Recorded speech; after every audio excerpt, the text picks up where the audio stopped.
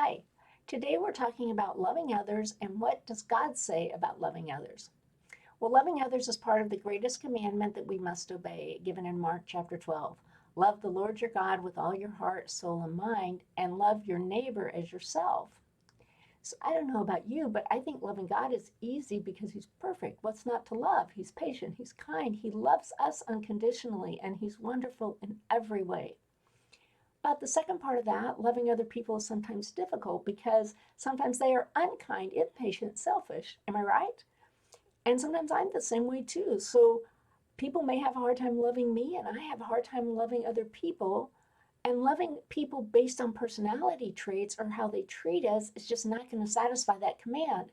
But still, the command is there. Jesus has commanded us to love in John 14. So, how do we do that? Well, there's only one way.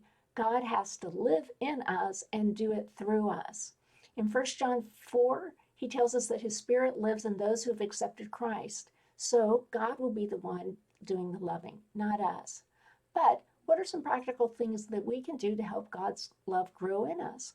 Well, one of the things we can do is meditate on His Word. He tells us that His Word will always produce fruit and it will never return void. That's in Isaiah 55. So if we want the fruit of God's love in us, if we meditate on His Word over time, His love will grow in us. At Pray Ask Give, we have affirmation cards on loving others. Now, you don't need to buy ours. You can make your own.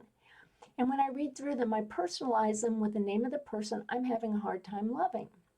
For example, if I have a friend named Cindy, and I don't have any friends named Cindy, but if I did, I would insert her name here.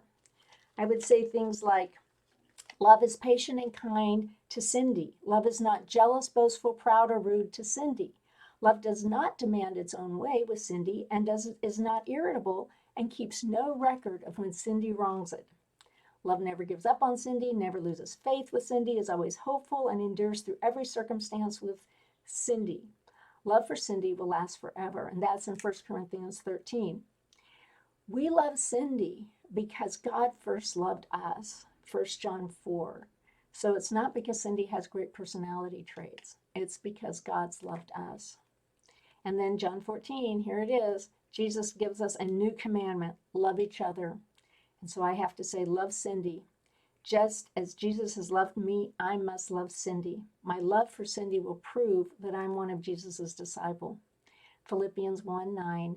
And this is my prayer, that my love for Cindy would abound more and more. And the love of God has been poured out in my heart for Cindy.